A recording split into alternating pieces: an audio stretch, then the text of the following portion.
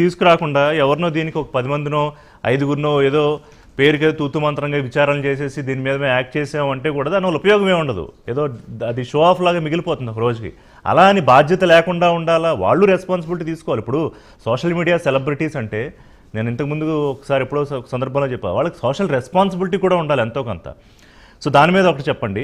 రెండోది, ఇందులో ఒక పొలిటికల్ యాంగిల్ రావడాన్ని ఎట్లా చూస్తారు మీరు? అంటే ఏదో సెలబ్రిటీస్ మీద ఇక్కడ తెలంగాణలో గవర్నమెంట్ వీళ్ళు ఏదో కక్ష కట్టేశారు, అప్పట్లో కొంతమంది పెద్ద స్టార్లు, ఇప్పుడేమో ఈ చిన్న స్టార్లు, దీని వెనకాల ఇంకా పెద్ద స్టార్లు బయటపడతారు. ఇవాళ సపోజ్ ఆహా అనే షో ఇందాక మీరు అన్నారు కాబట్టి ప్రస్తావిస్తున్నారు. దాంట్లో బాలకృష్ణ గారు హోస్టు, ఒక షోకి ప్రభాస్ గారు గోపీచంద్ వాళ్ళిద్దరూ వచ్చారు. అందులో ఈ బెట్టింగ్ యాప్ ఏదో Fun88 విచ్ బిలాంగ్స్ టు చైనాలో పెద్ద బెట్టింగ్ యాప్ అది. మరి దాని ప్రమోషన్ ఉంది కాబట్టి దాని మీద కూడా కేసు పెట్టాలని ఆన్లైన్ పోర్టల్లో ఇవాళ కంప్లైంట్ రిజిస్టర్ అయింది. సో తీసుకుంటే చిన్న స్థాయి నుంచి పెద్ద స్థాయి, అంటే వాళ్ళ కోహ్లీ మీద కూడా కంప్లైంట్ చేయాలి అని వస్తున్నాయి పోర్టల్లో కంప్లైంట్స్. వాళ్ళు కూడా బెట్టింగ్ యాప్స్ ఏవో చేశారు, చూడాలి ఆ బెట్టింగ్ యాప్స్ ఏం చేశారు అనేది. సో ఏంటి, how are you look at it?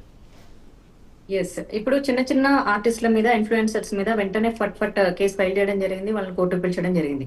మరి ఇంత పెద్ద ఓటీటీకి సంబంధించిన ఆహా మీద ఇంతవరకు మీరు ఇప్పుడు చెప్తే ఆన్లైన్ లో కేసు రిజిస్టర్ అయిందని, మరి ఇన్ని రోజులు ఎందుకు రిజిస్టర్ అవ్వాలా? పోర్టల్లో కంప్లైంట్ ఫైల్ అయింది అంతే.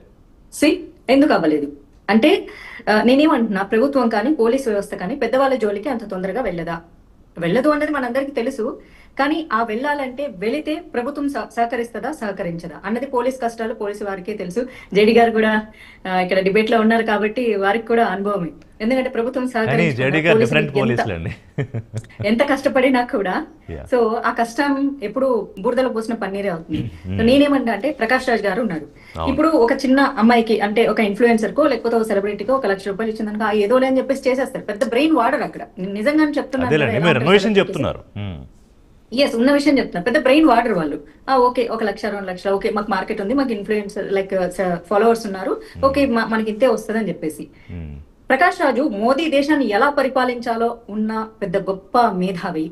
ఆయనకు కోట్ల రూపాయలు ఇస్తున్నప్పుడు అది కూడా ఖచ్చితంగా కోట్ల రూపాయలు అన్నది హవాలా మనీ ద్వారానే వస్తుంది. అది దేశానికి అంతరాయం కలిగించేటటువంటి క్రైమ్ అన్నది ఆయనకు తెలియదా? రాణా గారిని తీసుకున్నప్పుడు ఆయనకు కూడా ఖచ్చితంగా లక్షల్లో ఇవ్వరు, ఆయనకు కూడా కోట్లలో ఇస్తారు. ఆయనకు తెలియదా ఇన్ని కోట్ల రూపాయలు ఇస్తున్నారంటే అది ఖచ్చితంగా ఇల్లీగల్ మనీ అని తెలియదా?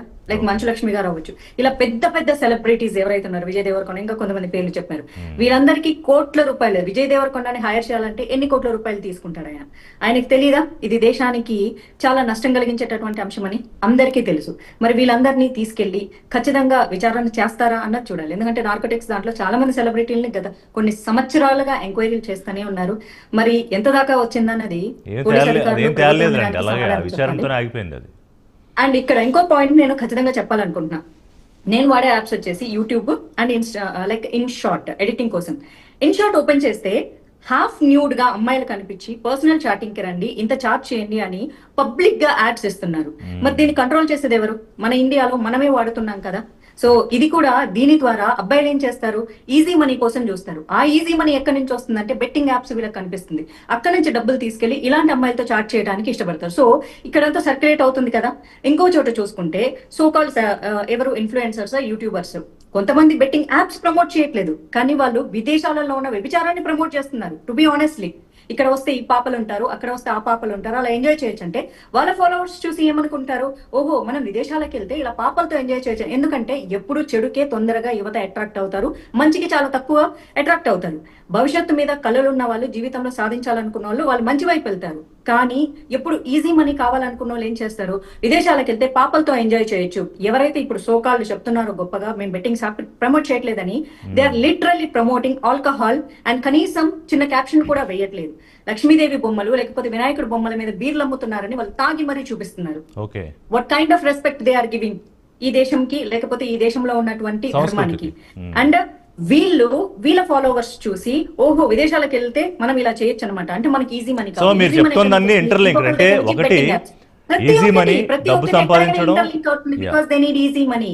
బెట్టింగ్ ఎవరు ఆడతారండి?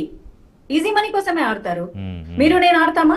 కష్టపడి పని చేయాలనుకుంటాము, కష్టపడి వచ్చిన దాంట్లోనే మనం బతకాలి అనుకుంటాము. Why we want to play the betting apps? ఎందుకంటే ఈజీ అట్రాక్ట్ చేస్తుంది మనకు. అంటే ఒక లేజినెస్ తో ఉండి ఈజీగా డబ్బులు వస్తాయి. స్టార్టింగ్ అప్ వస్తుందంటే చాలా మంది అదే రోజుకి 8 గంటలు పని చేయక్కర్లేదు, ఒక అరగంట గంట బెట్టింగ్ ఆడి అందులో డబ్బు వస్తే ఈజీగా యూట్యూబ్ లో ఒక అయిపోతుంది. హిందీ వాళ్ళదండి ఒక యాడ్ వస్తుంది, 5 seconds లో స్కిప్ కొట్టొచ్చు. అందులో మేము రమ్మీ ఆడతాము, మా మదర్ కూడా నాతో పాటు రమ్మీ ఆడుతుందంటే హా మే ఖేల్తా హూ అని ఒక ఇన్నోసెంట్ ఫేసులను పెట్టి పబ్లిక్ గా అఫీషియల్ గా బెట్టింగ్ యాప్స్ చేస్తూ ఉన్నారు. మరి ఇవన్నీ ప్రభుత్వం కదా దీని మీద ఖచ్చితంగా చర్యలు తీసుకోవాల్సింది. ఇంత పబ్లిక్ గా ఇవన్నీ కనిపిస్తూ ఉంటే మరి వీళ్ళందరినీ పట్టుకోరా? నేను ఇందాక నుంచి అడిగేది ఒకటి, ఇక్కడ నేను న్యాయం ఏం చేయాలి, చట్టం ఏం చేయాలి నేను మాట్లాడట్లేదు. ఎందుకంటే ఆల్రెడీ మన ప్యానెల్లో న్యాయానికి సంబంధించి చట్టానికి సంబంధించి ఉన్నారు కాబట్టి నేను ఒక డిఫరెంట్ వాయిస్ వినిపించడానికి ట్రై చేస్తున్నా. I'm not encouraging any influencer, I'm not encouraging any celebrity. వీళ్ళని పట్టుకెళ్లారు పెద్ద చేపలు. ఇందాక ఆయన అన్నట్లు ఎందుకు పాలిటిషియన్స్ రెస్పాండ్ అవ్వట్లేదు? ఇప్పుడు ఐపీఎల్ లో మొత్తం పబ్లిసిటీ చేసేది ఈ బెట్టింగ్ యాప్సే చేస్తున్నాయి. అంటే వాళ్ళు ఎక్కడో ఒక చోట ఎవరినో చాలా పెద్ద తలలు వీళ్ళందరినీ పట్టుకొని ఉన్నారు. పాలిటిషియన్స్ దీని వెనకలేదా అంటే డెఫినెట్ గా ఉన్నారు. So it's big nexus. అంటే ఒక పెద్ద కార్పొరేట్ శక్తుల ప్రమేయం కూడా ఉన్న ఆశ్చర్యపోక్కర్లేదు ఇందులో. అంటే political plus corporate plus so many. అంతే కదా. ఎందుకంటే ఇప్పుడు ఒక సినిమాకి రెమ్యునరేషన్ తీసుకుంటున్నప్పుడు దాన్ని ఖచ్చితంగా కొంచెం బ్లాక్ లో తీసుకుంటారు. ఎందుకంటే బికాస్ వీ నో కొంచెం బ్లాక్ లో తీసుకుంటారు, వైట్ లో తీసుకుంటారు, ఇన్కమ్ ట్యాక్స్ తగ్గించుకోవచ్చు. పర్టికులర్ గా ఇలాంటి మనీ తీసుకున్నప్పుడు కోట్లలో ఇస్తున్నప్పుడు ఎవరైతే పెద్ద పెద్ద వీళ్ళందరూ ఉన్నప్పుడు ఖచ్చితంగా అది హవాలా ద్వారా వస్తుంది. సోమశేఖర్ గారు అంటే ఐ డోంట్ నో, అంటే మొత్తం హవాలాలోనే is it necessarily come through హవా మనకు తెలియదు. But there is a possibility. I'm not denying. Lakshminarayana గారిని అడుగుదాం. ఒకటి సోమశేఖర్ రెడ్డి గారు, ఇప్పుడు మాధురత్ గారు చెప్పిన దాంట్లో కొన్ని కీ పాయింట్స్ ఏంటంటే, ఒకటి మీకు కనిపిస్తోంది ముందో